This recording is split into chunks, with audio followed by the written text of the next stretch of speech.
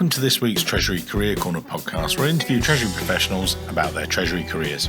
Each and every week, I talk to them about how they've built their careers, where they are now, where they see both themselves and the Treasury profession going to next. Let's get on with the show.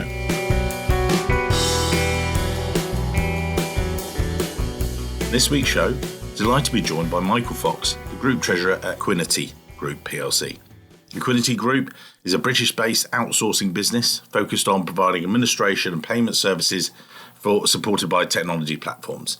Share registration, number of investor services, that's how I've known the group, based in the UK. I'll get Michael to go through that, but we were just talking before the show. He's got this in-depth experience of all these different industries, which I think a lot of people can sort of relate to and learn from.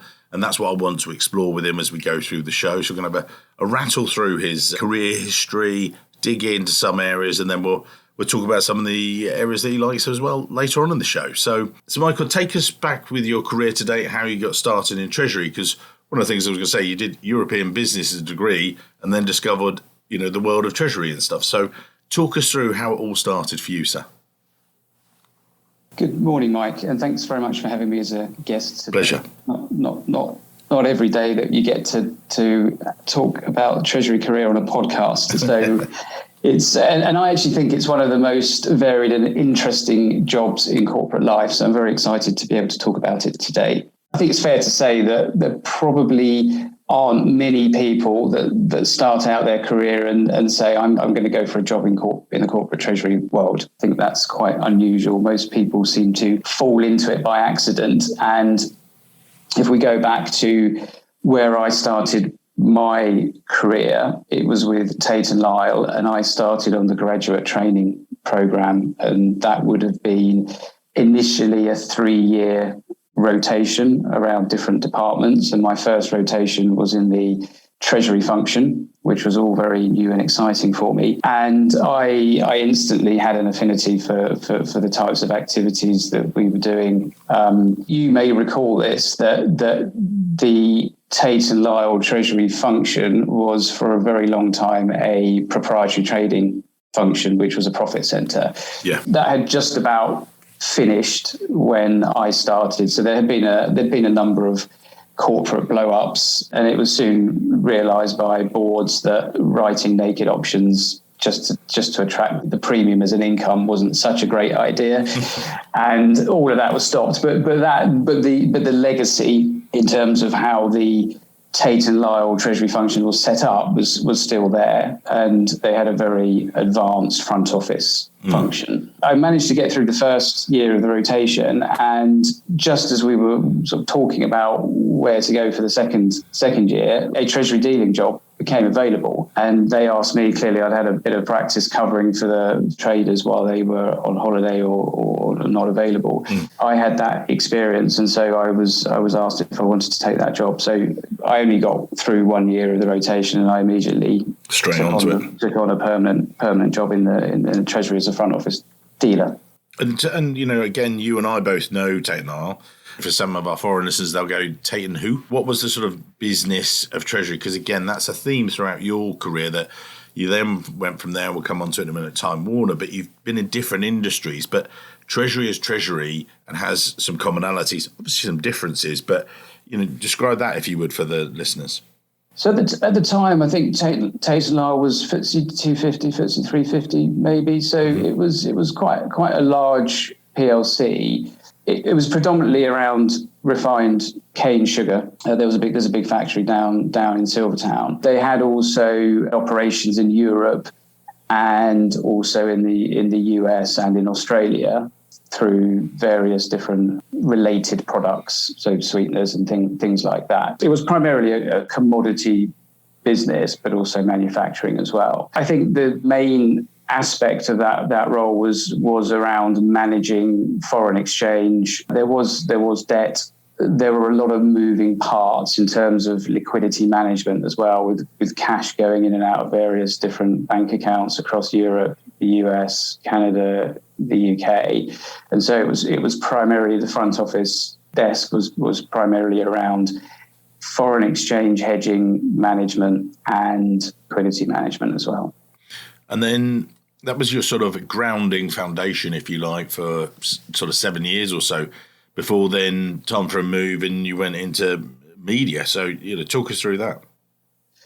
So I sort of advanced from the treasury dealer to through some treasury analyst roles as well while I was at Tate & Lyle, and I got to a position where I thought that it would be quite difficult to advance any further within the organisation unless I was prepared to be very patient. And at the same time, when I started the graduate training program, I enrolled for the SEMA qualification. Mm-hmm. So I did, whilst I was doing the dealing role, I did complete the SEMA studies and qualification. And then I moved straight on to AMCT and also qualified as a member of the corporate treasurers. So I did pretty much all of my exams while I was at Tate & Lyle, and I just felt that I was ready to take that skill set forward. Yeah. And again, as you alluded to in terms of looking at my career path to date, it's a very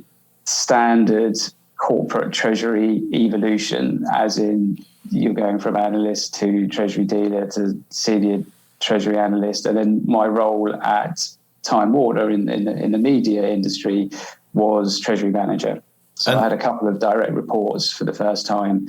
And Time Warner was the European treasury function for the global business. And how was that different? Again, we know sort of Tate & Lyle, it was an interesting one. Just reflecting back on what you said there, I remember when I think back 20 odd years ago, I used to have that question in our salary survey. We've just done our current one, and it's got the working from home question at the end. And I used to have, and I quickly retired it. It was just at the end of that time, and it was like, is your treasury a profit centre or service centre? And in the first one I ever did, it went, or some profit centre, and there was this, and it sort of rapidly went. I think it was probably about 20% had a sort of element of profit.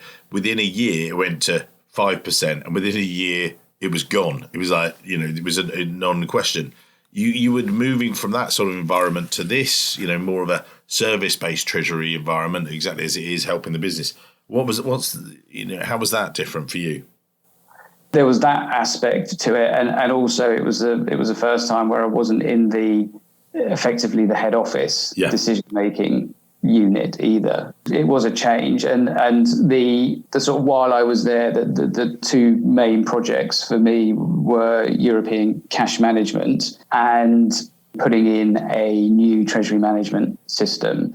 So immediately we'd moved away from the financial risk management piece, we'd moved away from capital structure, the debt funding piece, and it was those other areas which are maybe less exciting, but nevertheless still essential tools in the treasurer's armory, in terms of what they will need as they sort of move through their career and having the sort of the detailed experience of how these things work, because they're all clearly very important activities.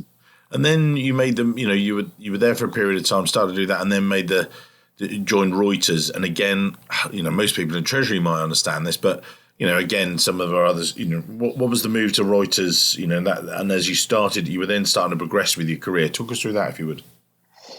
Yeah, so the Reuters opportunity came up quite quickly, actually. I think I was at Time Warner for about 12 months, and then I was made aware that there was a role. It was as assistant treasurer at Reuters, and it was just something I had to go for, really. It was FTSE 100 company at the time, based in Canary Wharf, and again, it was a step up from treasury manager to assistant treasurer. It was a larger team. It was back into the world of the corporate centre, and the activities that treasury function were involved in were, again, back into the area that I was most interested in, really. So again, it was more, and I would say, if we're thinking about picking up skills and moving from industry to industry, but also each treasury function within that company had a slightly different focus on what it needed to do. And this is certainly one of the things that I would come on to in terms of the tips for people that are thinking about a career in Treasury or already in that career and would like to progress. One of the things that is vitally important is really understanding the value drivers of that business and how the Treasury function can support the business to realise as much value as possible, and how the areas in which it should focus. Going back to the Reuters role, again, that was, I suppose it was still media to a degree, but it was very much focused on, there were a lot of acquisitions, divestments. So the emphasis there was very much on capital market activities, rating agencies, commercial paper. There was a bit of foreign exchange as well, but not as much as there was at Tate & Lyle. So it was managing interest rate risks, managing currency profile of debt, managing cash balances as well while we were doing between divestments and acquisitions. And there were a lot of, it was 2005 to 2008. So it was just before the financial crash. Yeah. There was a lot of loose credit. There were a lot of funky structures going on, very, very much less governance than there would be today. I mean, we did have Sarbanes-Oxley coming in as well, but in terms of what boards were prepared to do, there was still quite a few structures that the banks were pushing and that corporates were signing up to.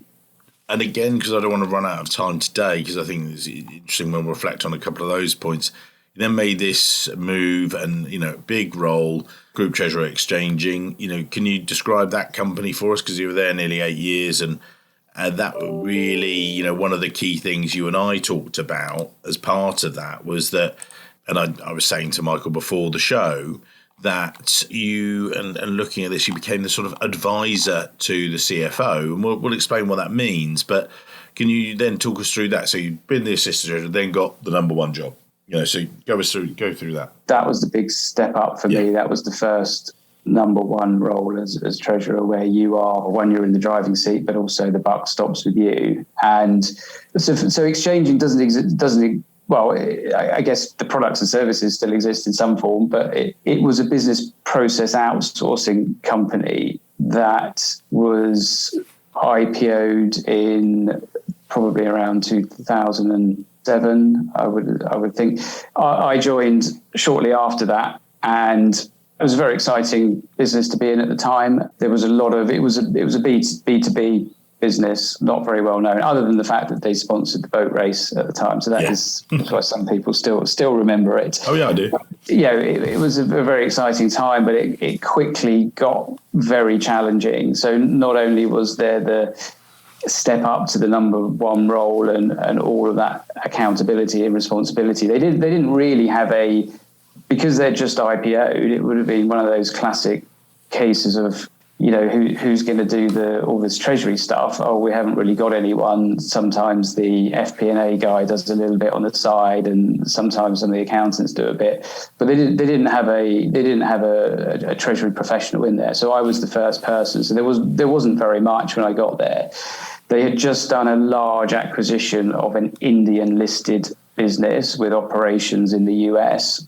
It came with quite a lot of debt. There was a revolving credit facility in the UK as well. And within probably 12 months of me starting, they had issued a huge profit warning, about to breach all their covenants. The founder and CFO had left, and quite frankly, for a novice treasurer, it was a bit of a roller coaster, challenging position to be in. Exactly. So, and looking back, I mean, that's where I would have got the most experience in my career in the shortest period of time, because everything was one. You'll be familiar with this. So once one thing goes wrong, it's just like a pack of cards. Everything then just triggers and goes wrong. So you do lurch downwards quite quickly. And at one point we were definitely facing. We were doing liquidity forecasts and saying we've got we've got months of cash to go before we have to say that we've run out of money. Yeah. And then with that sort of, you were starting, so you're in this firefighting situation, you're getting through it, and you're then bringing, actually, yeah, that's a good point. You're bringing people on board and saying, hey, come join me. We've just issued a profit warning. It's great here. And people are like, right, okay. How did you convince them? Because I've sometimes, I've presented roles to people and they've said, oh, what's it like? I mean, it's horrible. And I'm not saying it was a horrible role, but what I'm saying is people go, oh, okay. I said, no, the first, 3 to 6 months is going to be tough. But then at 6 months, you're going to start to move, to a more stable state, and you're going to actually be the person that led that change. And then by 12 months, this is where you're looking to be. And inevitably, a lot of the time it happens sooner. Couple of times it has taken that time. Were you in that situation when you're bringing people on board, or how did you sort of instill that throughout the team sort of thing? You're right. That's the point where you need the most resources to help you get out of that position, and it's not really the most attractive offering in the world to get people to sign up to. I mean, without getting into all the details, the key thing really was to get a plan to avoid the insolvency situation. So it was very difficult in terms of the going through a distressed credit refinancing with our banks. We went through a full workout process with an independent auditor, and we got to a position where we could keep the business going, and were able and actually went through quite a good phase of stability and then growth, which is why I stayed there for as long as I did, actually, because there was never anything that was routine about life at Xchanging. But in terms of recruitment, I was quite lucky in the sense that we had a very, as part of being a business process outsourcer, where Xchanging were deriving most of their value was by doing the outsourcing work in Delhi and Bangalore. So we had a big pool of very experienced, talented resources in India, and so I was able to recruit through that and have people that were already involved in the business rather than bringing people in from outside.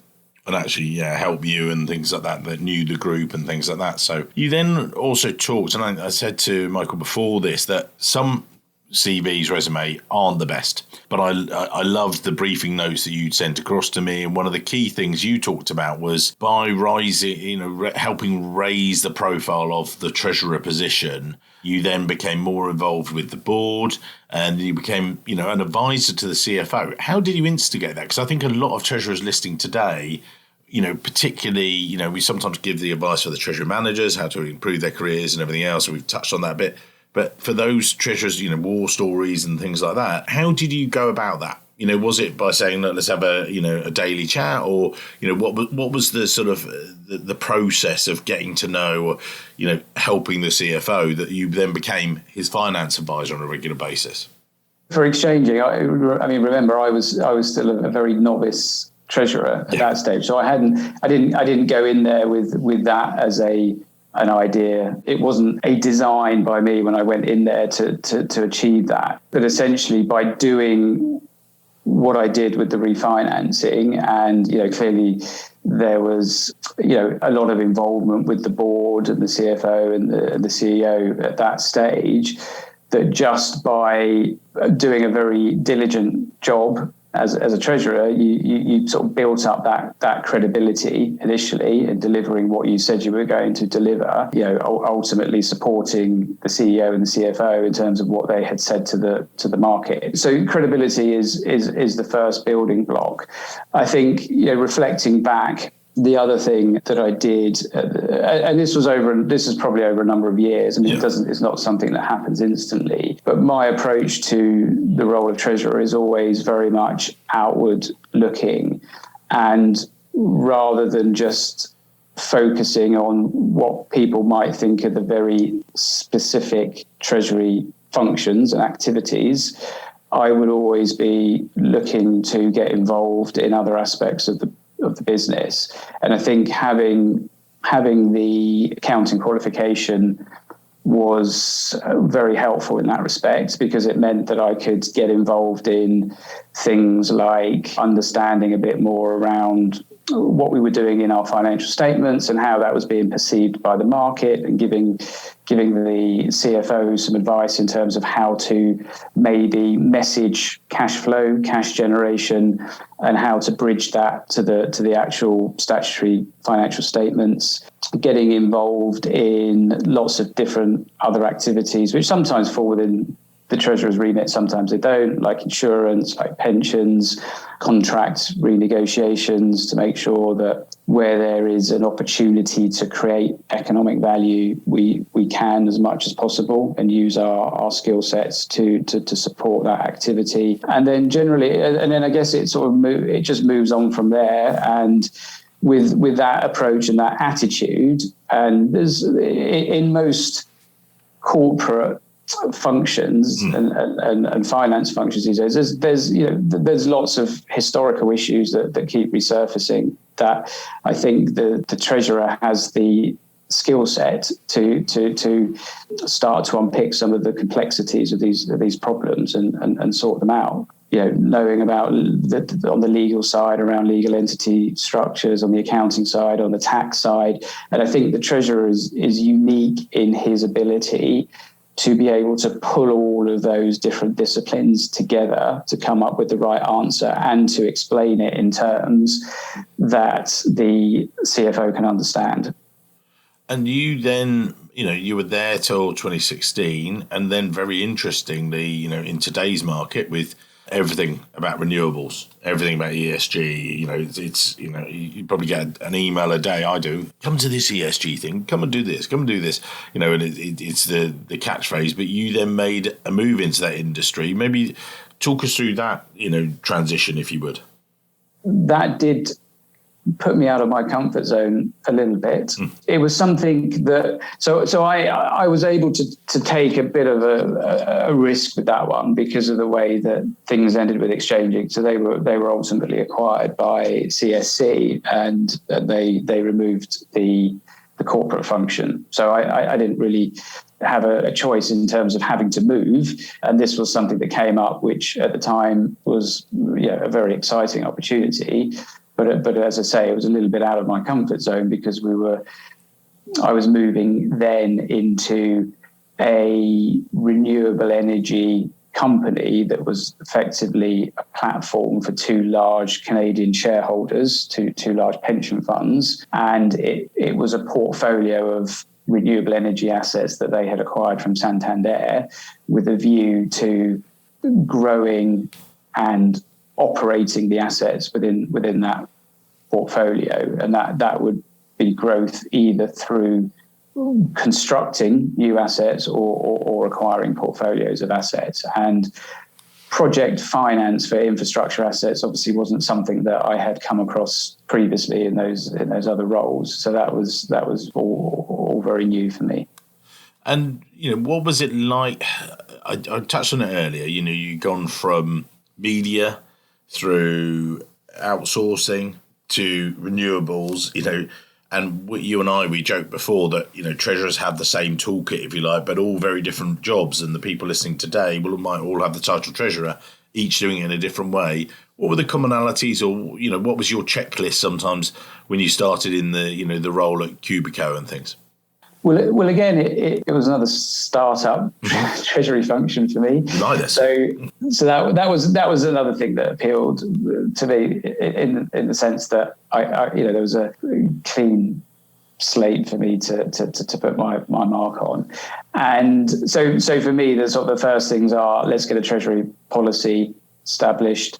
Let's get some governance around that policy. I will always instigate a treasury committee. So that would be the treasurer, the CFO, sometimes the CEO, usually the head of finance, whoever that is, maybe other roles as well. And that would be the forum for monitoring compliance against the treasury policy, going through the treasury performance metrics, whatever they are for that particular business and industry, and also just generally a forum for decision making and discussion on various things. So they're the first things that I would get in place, making sure that we had a good forecasting process established, cash forecasting process. That's probably where the similarities ended to most of the other roles that I had, because funding was never really an issue because we would always get equity from our investors for new projects, and they would always be levered to about 75-80%. So going from the exchanging, we could run out of cash here. That was the opposite end of the spectrum, in that you've got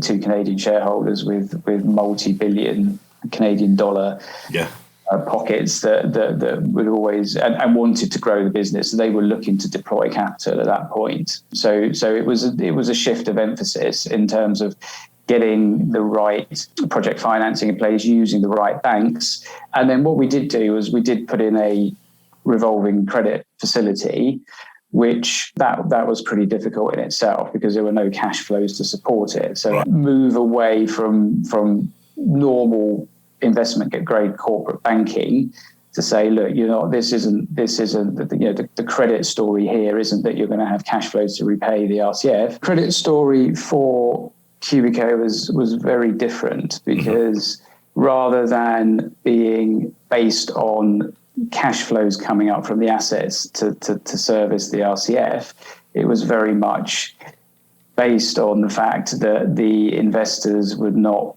to default on an RCF, would not give up the 3 or 4 billion of equity interest that they had in the portfolio. It was a very different story. It was quite difficult to get some of the banks to get on board with that. But essentially what I ended up doing was bringing in the project finance banks into the corporate RCF so they could see both sides of the story. And they were obviously very interested in getting new project finance transactions put their way. So it made perfect sense to get them into the RCF. So by doing that, we were able to bridge capital calls, which was great for our investors because it meant that rather than just every single bit of equity that we needed, we asked them for, we were able to bridge that and do less frequent but slightly larger capital calls, which worked really well for them. And then again, we spoke before that you then made a move more recently.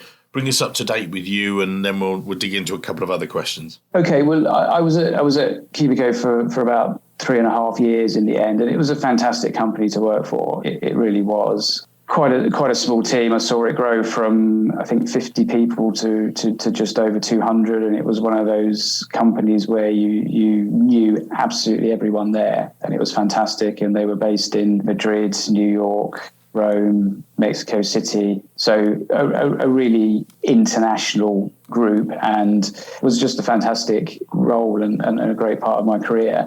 I eventually decided to leave because of the fact that I thought that in terms of learning new things, a little bit of inertia was setting in. And what I wanted to do was to move back into a PLC international group that had some debt, and that's when I moved to Equiniti in June 2020. And who are Equiniti for the international listeners going, before they start typing it into Google? I think a few people would probably recognise Equiniti. They're probably most well known for the fact that they act as share registrar for a lot of the FTSE 100, also as a corporate sponsor nominee for a lot of them as well. They also do some pension administration and credit and remediation services as well. And, as treasurer there, what's it been like? Again, you've got this history of going in, setting things up and sorting stuff out, and that's a bit of right. Let's get the notebook out. Right, where do I start here?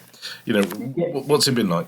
It was definitely a much more established treasury function than certainly I had at Cubico and Xchanging. They're obviously so Equiniti has had a varied past. Came out of Lloyds Bank originally, was acquired by Advent, IPO'd.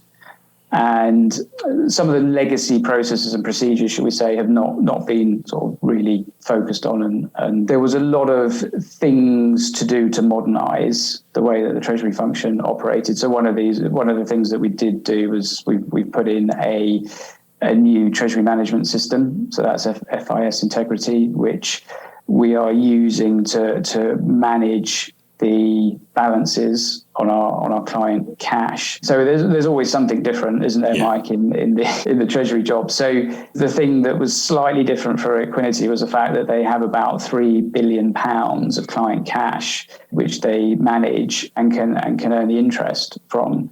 So interest rates going from 75 basis points down to 10. And in the US, I think they were over 2% at one point, and the Fed funds target rate is 0 to 25 basis points. So that's had a massive impact in terms of the business and the earnings for Equiniti. So there's a lot of emphasis in terms of driving value from interest rate hedging on the asset side, rather than managing the interest rate risk on the liability side, and also sort of trying to optimize how that portfolio of client cash is held to maximize interest income from it.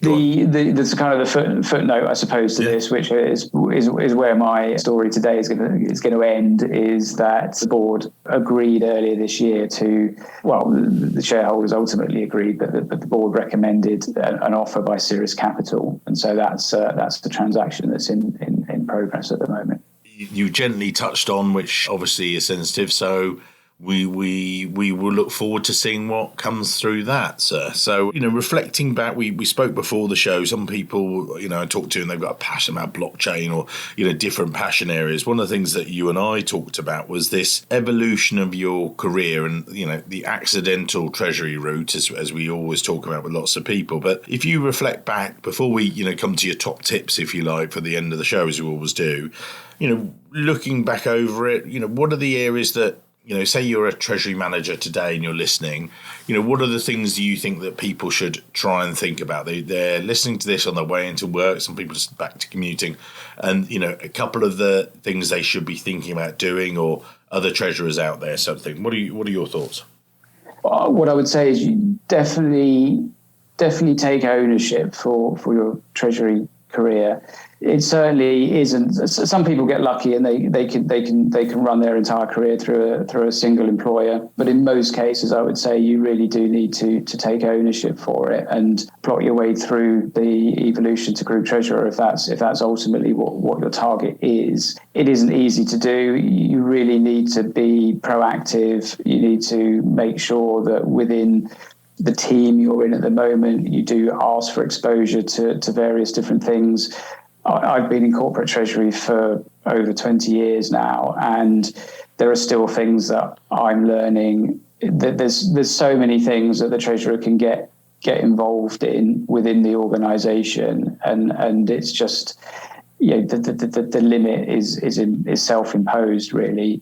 As I said before, being outward-looking is definitely a benefit to being a successful treasurer, and getting involved in as many different things as you can. There are so many things that you can add value to as a treasurer, and ultimately that's what your function is going to be judged on these days. We could use those as our closing notes, actually. We will put Michael's LinkedIn details in the show notes, so if it's worth having him in your circuit and network and everything else, that's definitely the thing. Just with those are quite a good wrap up. But is there anything else you would just give to people today? You reflect back maybe on your personal journey, if you like. What have you thought that, you got into this a few years ago now, as we talk about, 20 odd years ago, and it's coming up for our 19th anniversary as a business, which is quite a weird one. But as you look back over that, anything else that you think that people should be thinking about? And let's say we're putting your LinkedIn details in the show notes, but recommendations, someone comes to you and says, can we have a coffee and just talk about anything I'm not doing right or whatever? I thought there were some good tips there, but anything else we've missed? Ultimately, I'd say that the role of the treasurer is quite unique in the organisation. It was one of the things that dawned on me a little bit when I think it was probably the first time when I was at Xchanging, that no one else in the organisation understood liquidity management, understood the impact that things like cash flows would have on debt covenants. No one is looking at this. And so you have to realize as a treasurer that if you don't do it, no one else will do it. And it's ultimately a forward-thinking role. You have to be doing the catastrophizing. You have to be doing the what-if scenarios. I mean, a very quick story, Mike, on this. I mean, I remember when I was at Reuters and when we had one of these, I was talking about the funky structures that were quite prevalent around that time. And we did one with a bank, and ultimately it was a tax arbitrage structure where we would put cash with this bank, and ultimately it was way above any of our counterparty credit limits that we had set ourselves. And the treasurer said to me at the time, he said, "Well, look, this is great, but there's no way I can take this to the board because we're over our limits." And I said, "Well, look, why don't we do a credit default swap then?" And a bit of an explanation as to what that was and whether or not we could actually execute one, but we did. And for what ultimately was quite a small premium at the time, we had the counterparty credit exposure. Now that was, I think the structure unwound in maybe 2007. But look, if we were carrying that over the next year or a year and a half, I mean that's one of those scenarios where everyone was saying, banks don't go bankrupt. What are you talking about? So you've got to be thinking about these things. Like I say, no one else does, and it's ultimately down to the treasurer to be that kind of voice of doom, as it were, to sort of stress test, scenario test things, and say, look, we just need to be as protected as we can in all the different circumstances. And then what is plan B if anything does happen that will start to sort of stress the business?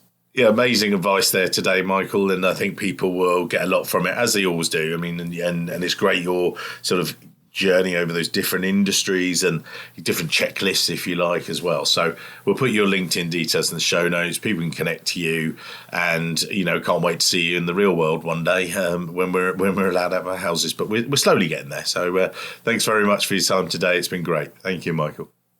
Thanks very much, Mike. It's been great chatting to you this morning. Thank you. Great stuff. Hello, it's Mike here again. I hope you enjoyed this week's show. If you did, then maybe you want to follow the show or subscribe, depending on where you listen, whether that's iTunes, Spotify, or another great place to listen to the show from. It's totally free and means that you'll be the first to see each and every week when we release a new show. And maybe whilst you're there, you could even leave a quick review. Reviews and ratings are among the most important metrics for a podcast to effectively rank. And as you can probably appreciate, the podcast is a lot of hard work to produce every week. It'd be amazing. Just take, say, 20 seconds, leave a quick review of my amazing guests and their great career stories. We'd really appreciate it. Thanks very much, and I can't wait to see you soon.